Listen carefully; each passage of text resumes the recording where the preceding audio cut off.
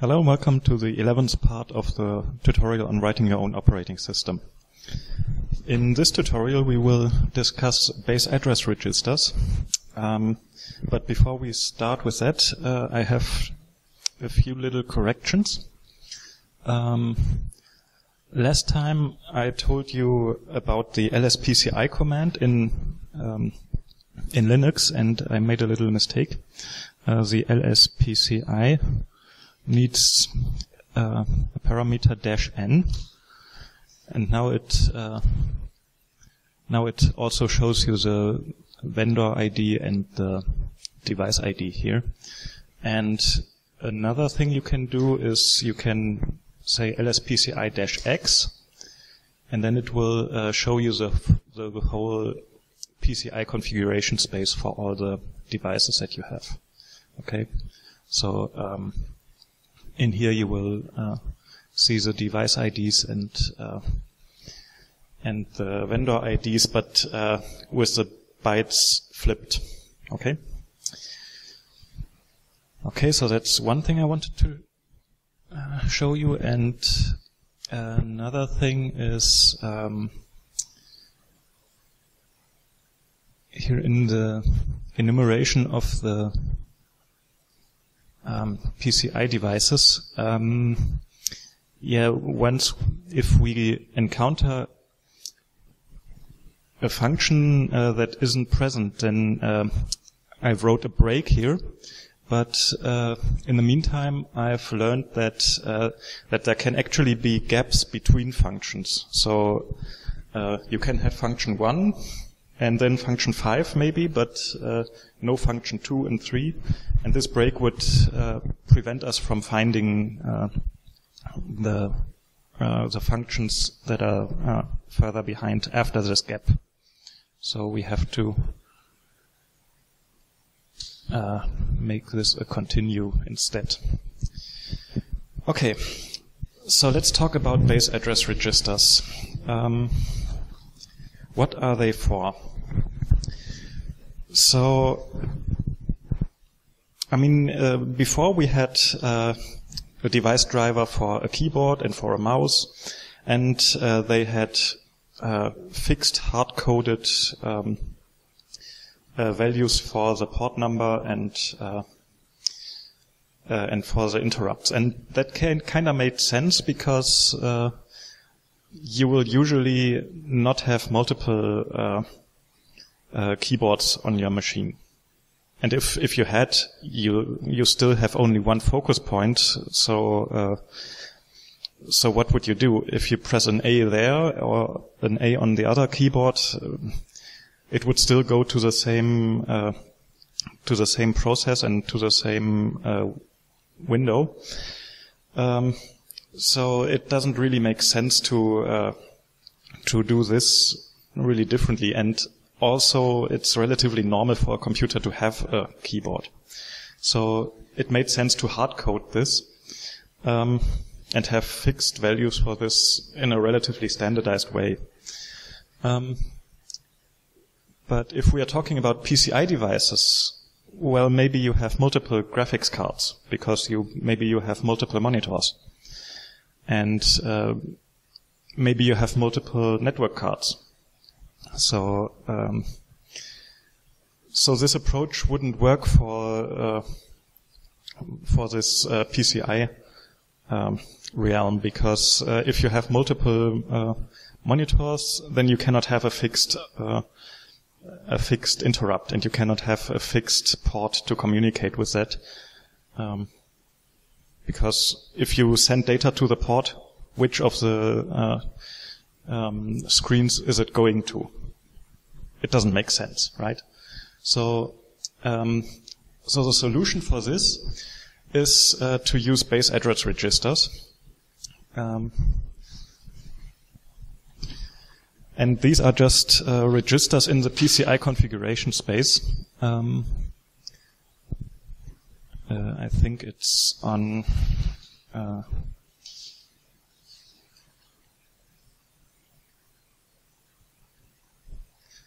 it's on offset 0xe, so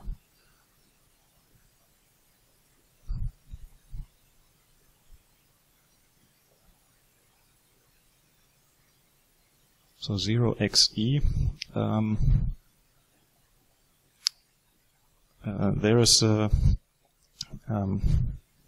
one of the base address registers I've selected here.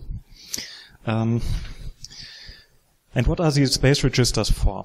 So they are for communication with the devices and telling them, hey, if something happens, then please raise an interrupt number 42.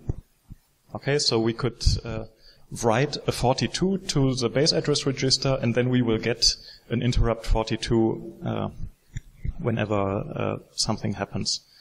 Or we could say maybe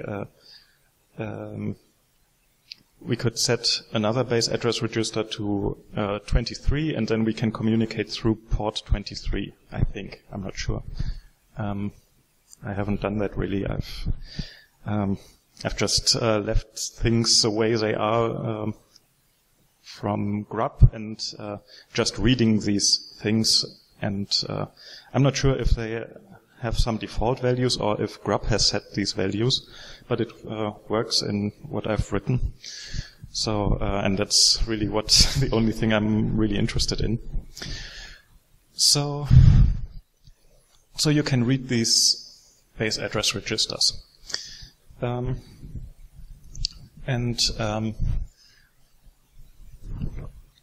they are 4 bytes long. And the lowest bit is telling you the type of the base address register. So there are 2 different types. One are I/O base address registers. This is for communication with devices that communicate in a classical way, the way we also communicated with the keyboard and the mouse.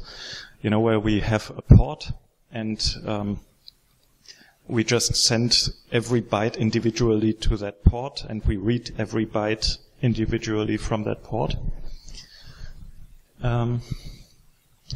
So this is the case if this type bit is 1, and then the next bit is just reserved, so we'll just leave it the way it is. And then this is just the port number.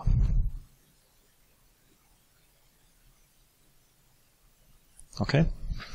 And the port number must be a multiple of 4, because the last 2 bits are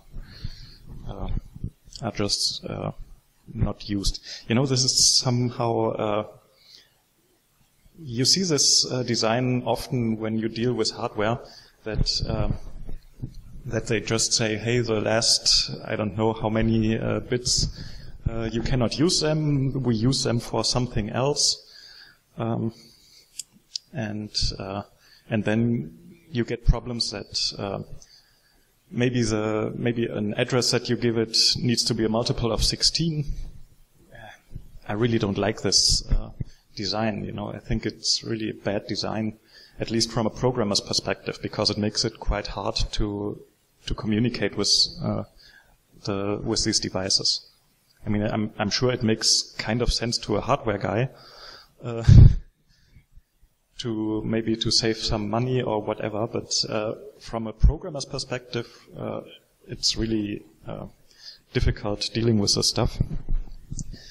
Okay, so these are the I/O memory bars. And the other type that you can have are the memory mapping.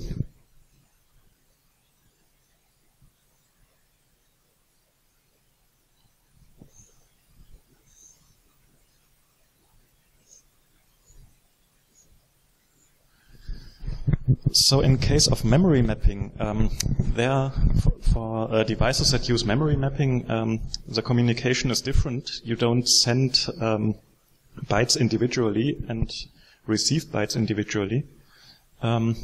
Instead, in the memory mapping, you tell the device, hey, take this memory location, I don't know, maybe these 2 kilobytes, and I'll just write data there, and you just take your data from there. Okay?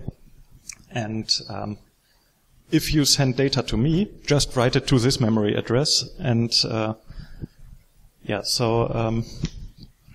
then I can read it from there, and I don't need to read every bit and every byte individually. Okay. So this really helps you because I mean this is really good for your running time, because the hardware does something in the background while the processor is free to do other things. Okay. So this is really good for the performance. Okay, so in the memory mapping, the first bit is just 0 instead of 1. Then we have 2 more bits, which I'll talk about next. But the fourth bit is a prefetchable bit.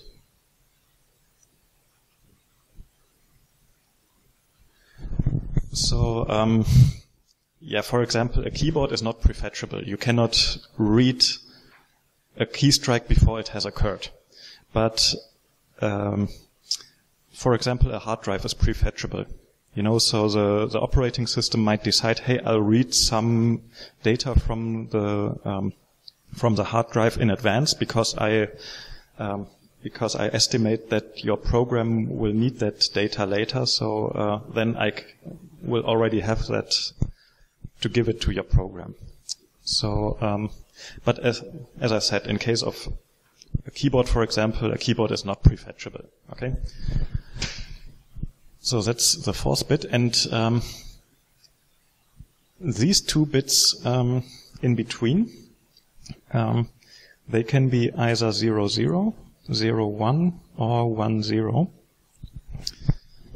And that just means if we have 00, it means we have a 32-bit memory bar. Bar, by the way, is short for base address register. So if we have 01, it's a 20-bit. And in case 10, it's a 64-bit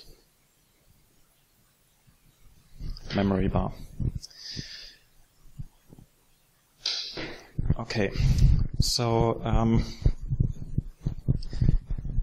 this is a bit on the theory of these base address registers.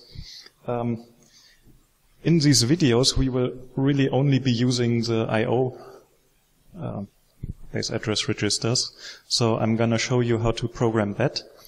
If you're interested in the memory mapping version, there's some good source code, and I'm going to explain it to you later on lowlevel.eu. Let us first write the code for this I/O base address register.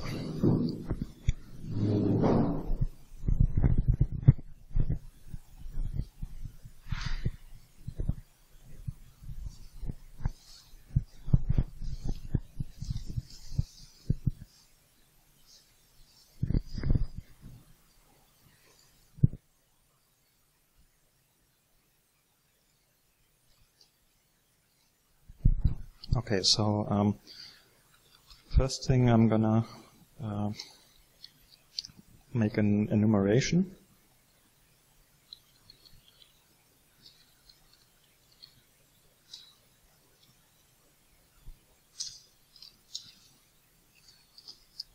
With the values memory mapping and input-output.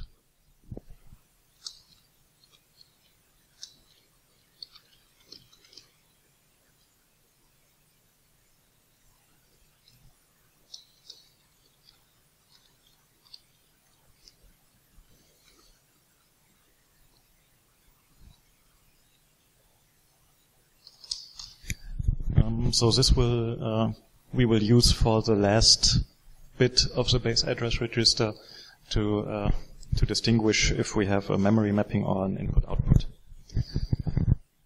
Okay, then let's have a class base address register.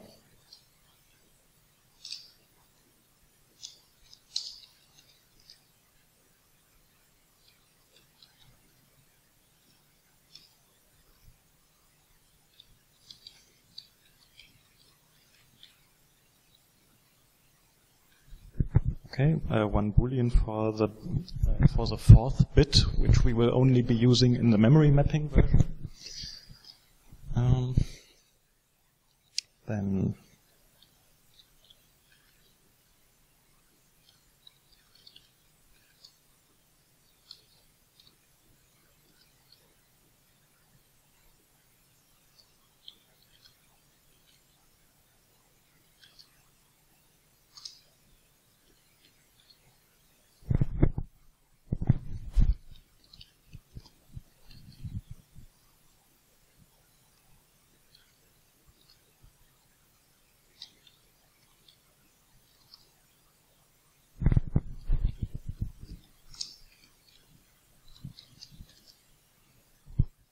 okay.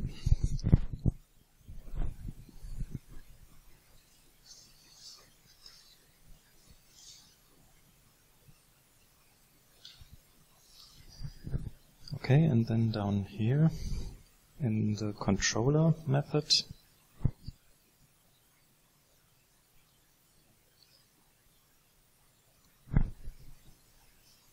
we will add a method that will give us an instance of this base address register class.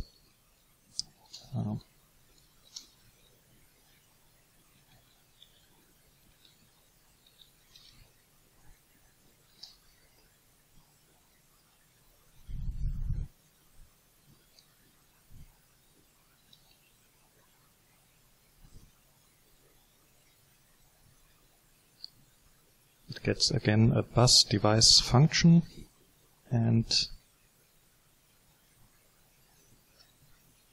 also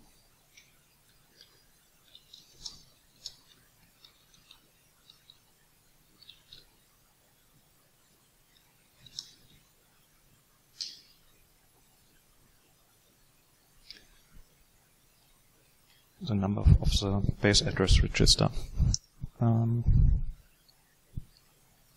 Okay. One more thing that we will need later. I will add a reference here to the parameters of select drivers. What am I doing? Wait, what was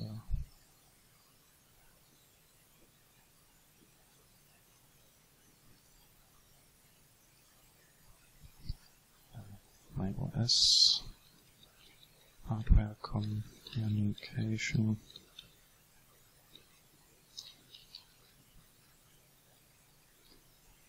interrupt manager.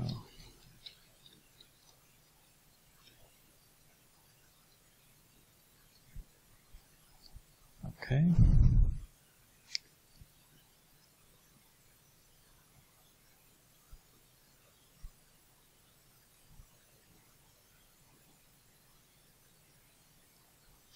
Okay, and we need this include here for the interrupts.h. So this is what we do on the PCI.h. Now in the PCI.cpp, what will we do here?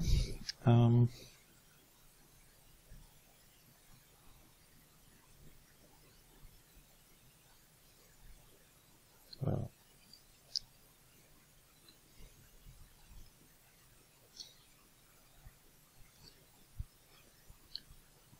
the select drivers method gets another parameter.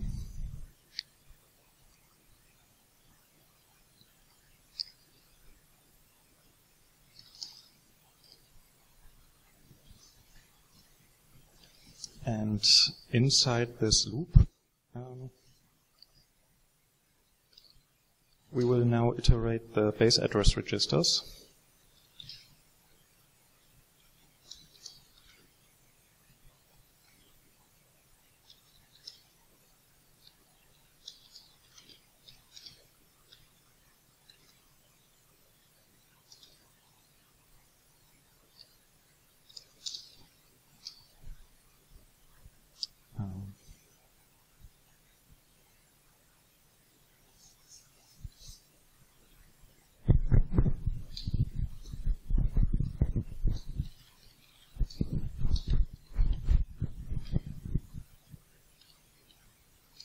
Okay, here we will now call this get base address register.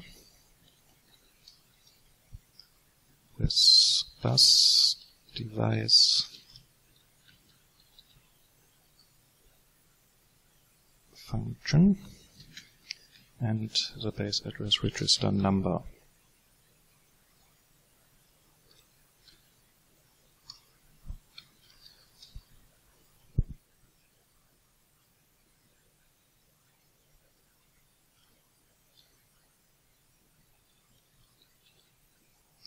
So if we have, this get base address register will not set, or it will set this address to 0 in case it, for example, if in case, for example, we don't actually have the function. Okay, if we don't have the function, then we aren't there anyway. But whatever. So only if we really have, only if this address is really set, only then we proceed.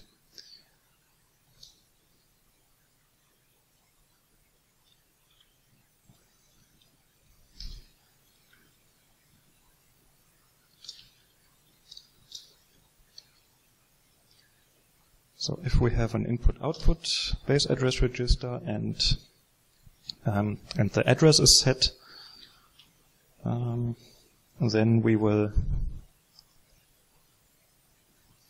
set this this port base value from the device descriptor.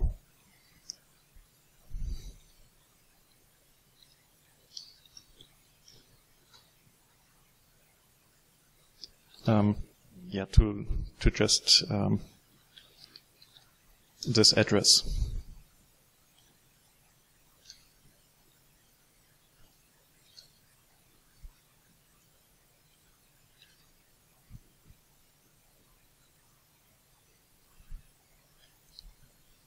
Okay, so as I've said, I'm only going into the input-output version because I really want to proceed with the next topic, which is the graphics mode, which is far more interesting. Okay. And then what we will do here is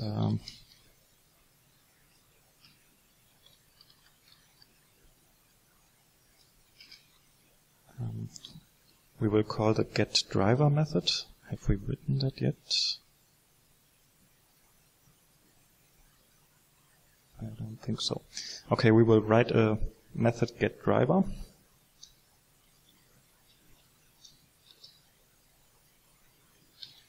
For the device and have it connected to the interrupt manager.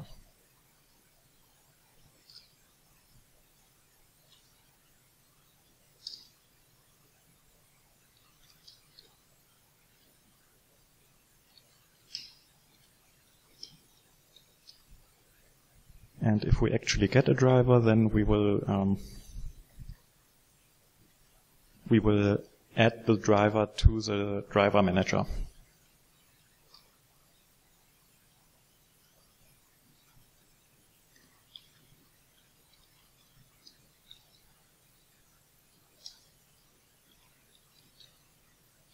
Like this.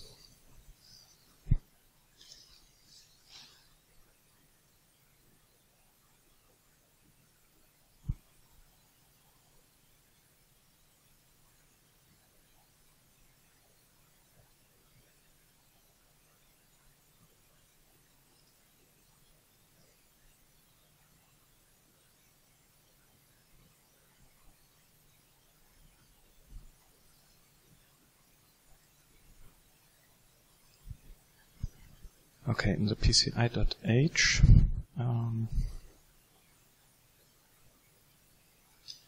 we will also add the method that gives us a driver.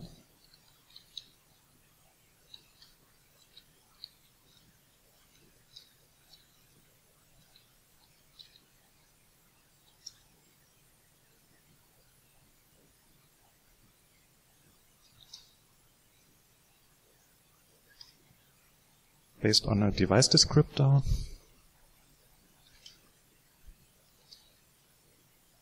And it also needs the interrupt manager, like this.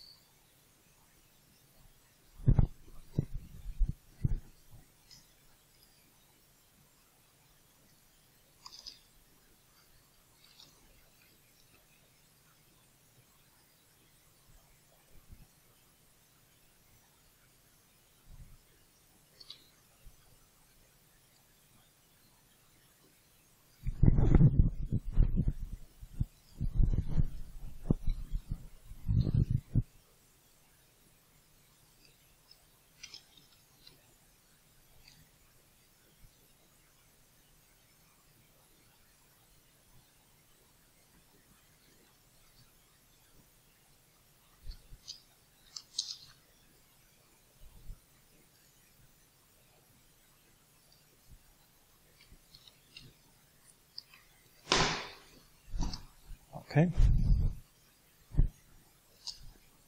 Now here we will just return 0 for now.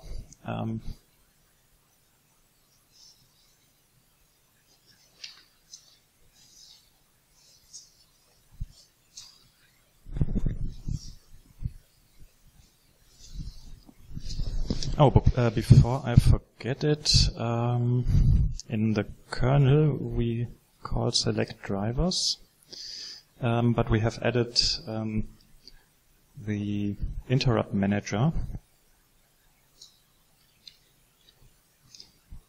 as a parameter, so we need to do this here. We also need to put that.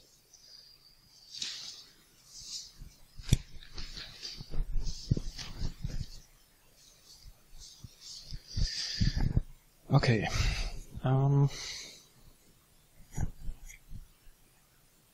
Now what we need is the get base address register method.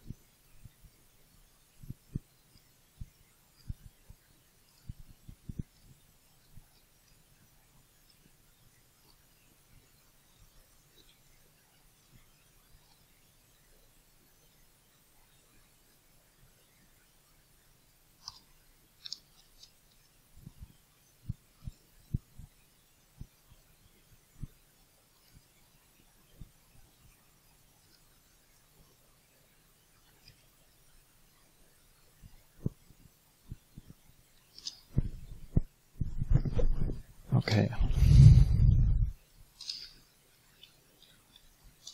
We'll have a result, and in the end we return that result.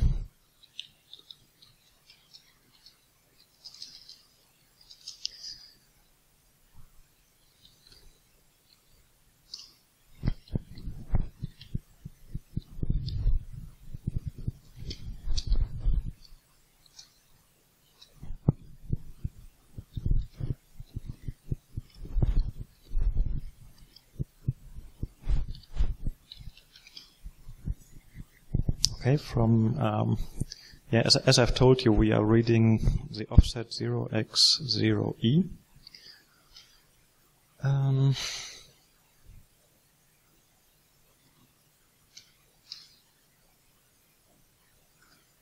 we are only interested in the first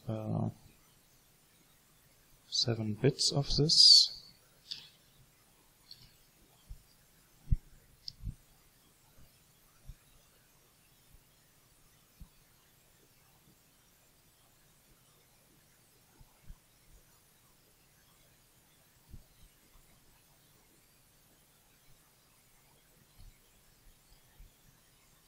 Okay. Now, in case, I mean, we iterated the base address register number from 0 to 6 or to 5, and in case of the 64-bit base address registers, there aren't actually 6 of them. There are only 2. So.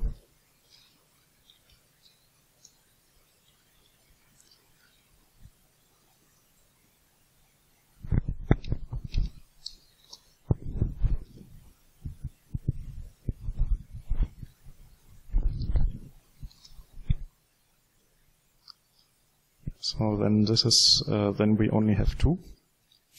And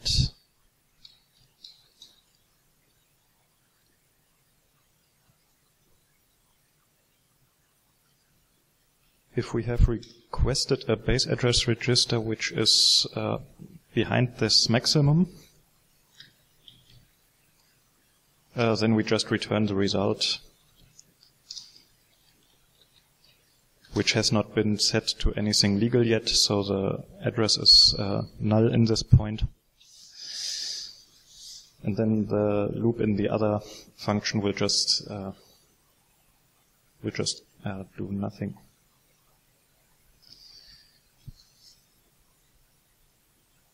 Okay.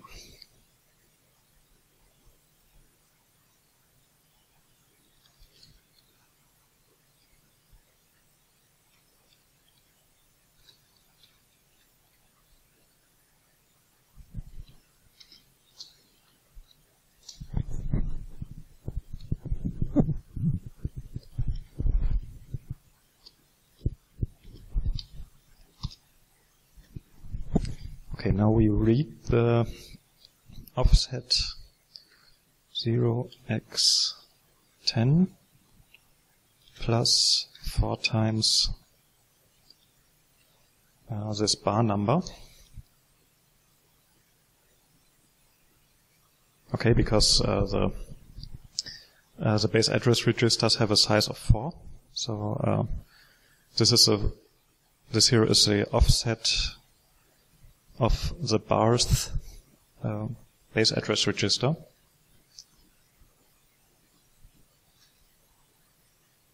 Now we have 0x10 here, and then the first base address register is this, the second base address register is this, the third is this, and the fourth is this, and so on. This is what we're doing here.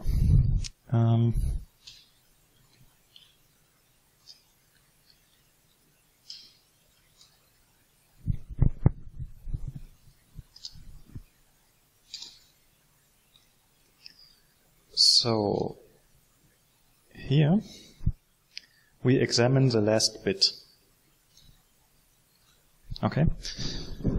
So as I've said, the last bit is for the type, and it tells us if it's an input-output or a memory mapping base address register. So if it is 1,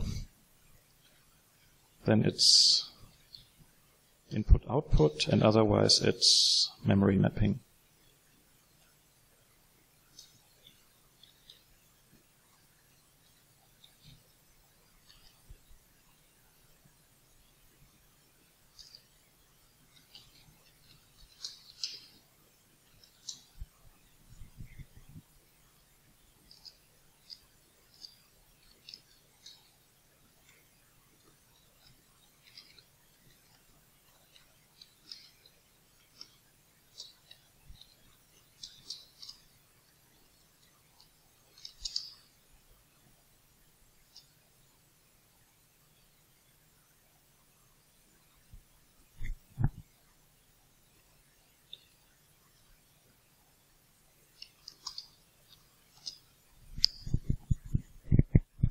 Okay, in this case,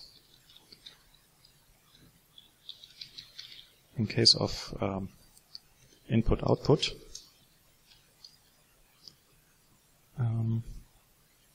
we will set the address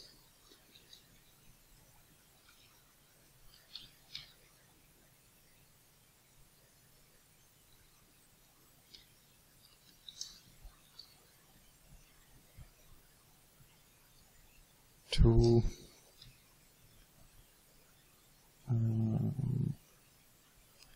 to the bar value,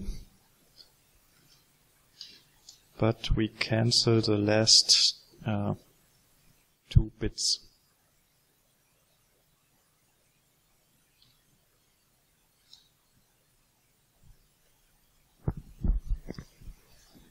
Okay, so in this case, we take the bar value and we do a bitwise AND with the number that has just 2 zeros here, so this just removes these 2 bits from the value, and that is stored into the address, which is then later copied here to the port base, and that is the port that we will use for communication.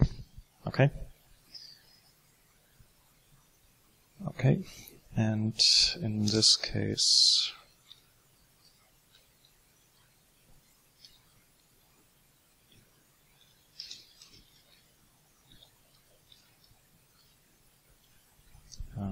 they are not prefetchable.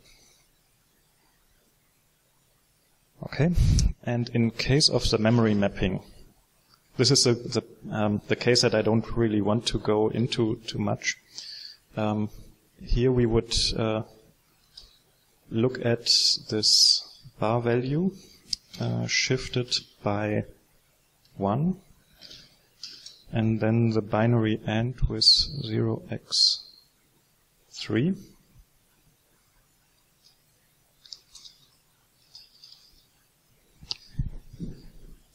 So this is in the memory mapping case. We shift it by 1, so we remove this last bit, and then we take the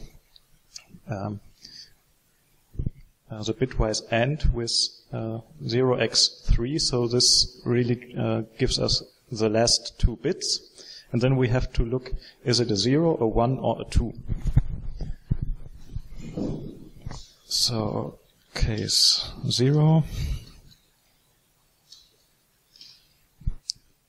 this is 32-bit mode. Case 1 is 20-bit mode.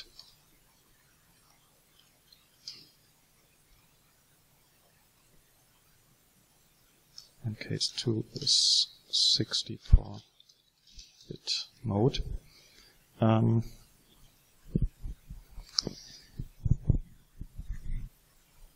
So I don't want to go too deep into this. So if you look into this article on lowlevel.eu, then down here you have some code, and it iterates the bars just like we did. Then it looks at the last bit, so whether it's an I/O or a memory mapping one. So they have the memory, the I/O down here, and if it's 0, right? If it's 0, then it's memory mapping, and then they do the same thing. They read the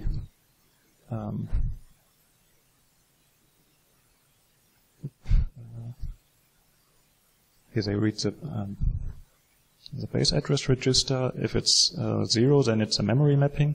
And then here they do the same thing. They shift the value by 1, take a binary AND with 0x3, and then have the cases 0, 1, and 2. And yeah, as I've said, I don't want to go too much into detail. But what they do there is the following. They copy all ones. So what they do is they write ones to everything here. Okay? And then, after that, they read the value back. And after that, they reset it to the value it had been before. So they store the value that was there in a temp. Then they write all ones. Then they read the value again. And then they put the temp back. And why do they do that? I mean, it sounds stupid, right? So basically, if this is your base address register, they copy that to a temp. Then they overwrite everything with ones. Then they read this again. Why? It should be all ones, right? After we wrote all ones, it should all be ones. And after they read it, then they just copy this back in there, so it has the value it had before. So why did they do that? Because, as I've said, it doesn't seem to make sense. But the point is, the device will not accept writing all these to one. If you set all to one, it has the effect that the device will cancel some of them, maybe the first 5, and have zeros instead. And maybe some zeros in the front also. So this tells you which of these bits are actually writable. So you write all once and then you read it back, and where you have a zero then, there you cannot write anything. So this basically gives you a mask for where you can write. And this is really an interesting and important information because, the zeros up here, they determine a limit on how big this memory mapping, how big the area for the memory mapping is allowed to be. You know, let's say if the first 16 bits are all 0, then it means that you cannot have more than 64 kilobyte large area for memory mapping. Right? Because then you have only 16 bits left, and with 16 bits you can only address 65,536 different memory locations. And on the other side, the zeros down here, they tell you, as I've said, because the manufacturers of devices often use these bits for something else. These zeros tell you, well, the memory location that I'm using for the memory mapping must start at an offset that is a multiple of 16 or 32 or whatever. Okay? So that's why they do that, and not a great design from the hardware, as I've said, but okay, this is the way it is. So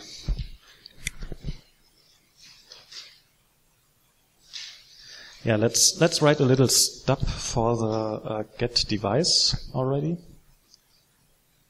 So this is as far as I'm going into this. If you are interested in this stuff, as I've said, go to the low-level forum. And here in the get driver, we would do something like switch device vendor ID.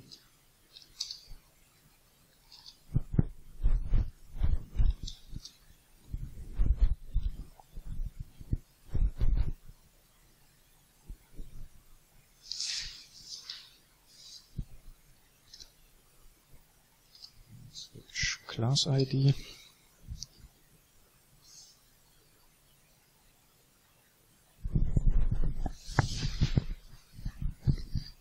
So in here we would have a case, for example, case 0x1022.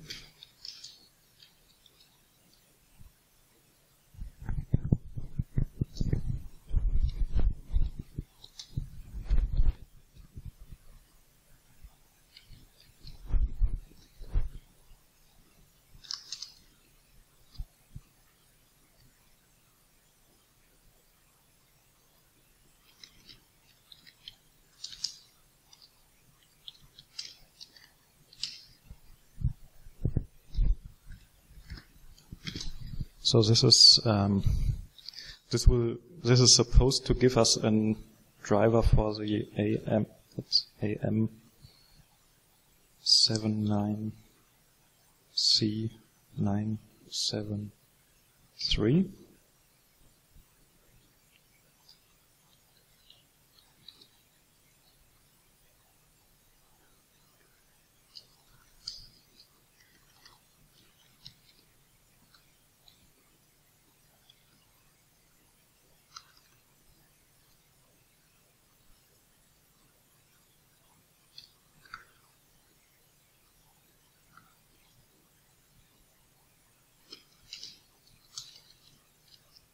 So these are Intel devices.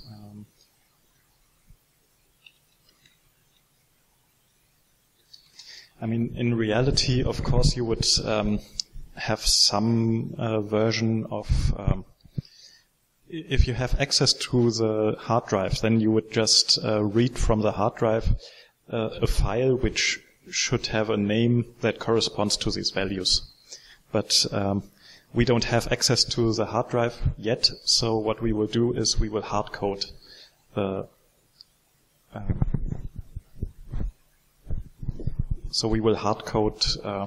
the drivers into the kernel. So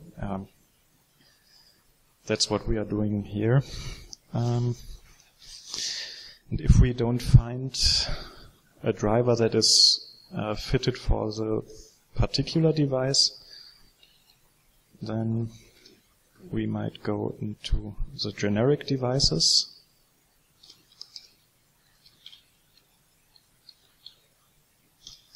So if we have a class ID of 3, it's a graphics device.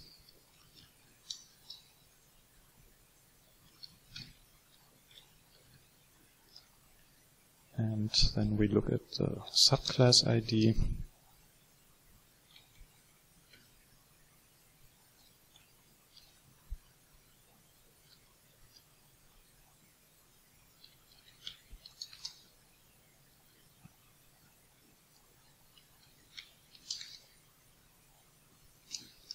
And this is for VGA graphics devices. Okay, so this does nothing right now.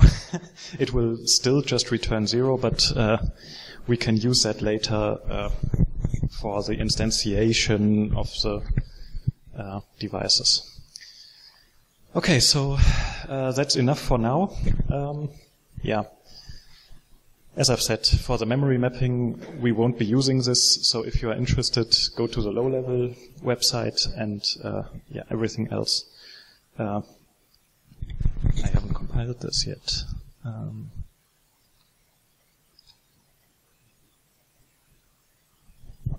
Oops.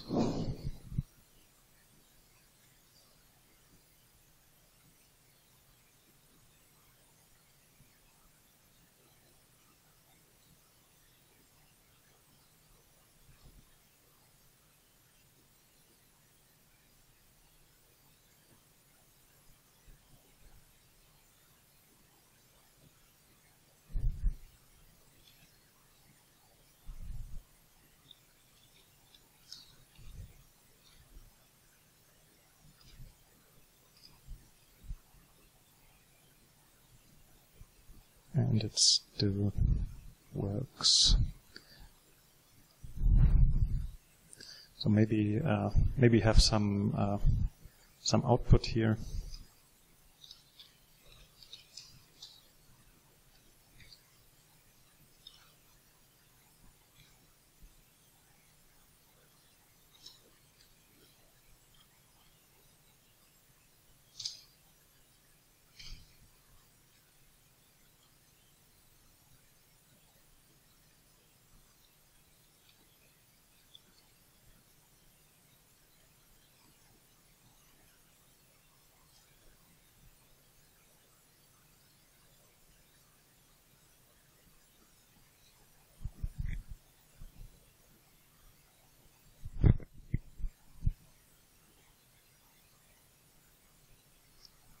Okay, here we have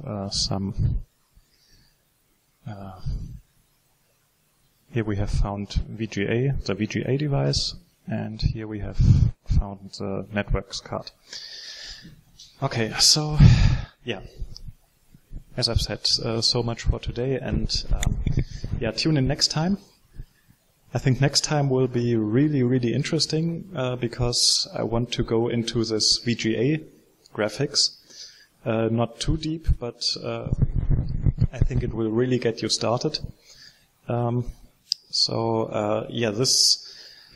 I think we are really at a point now where the abstraction layer is thick enough so that we can really start working on a more abstract level, which I personally like the most.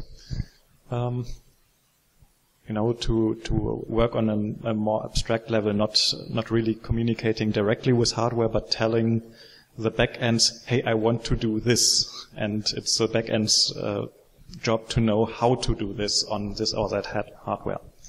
Okay, so yeah, tune in next time. Don't forget to subscribe, and yeah, see you next time.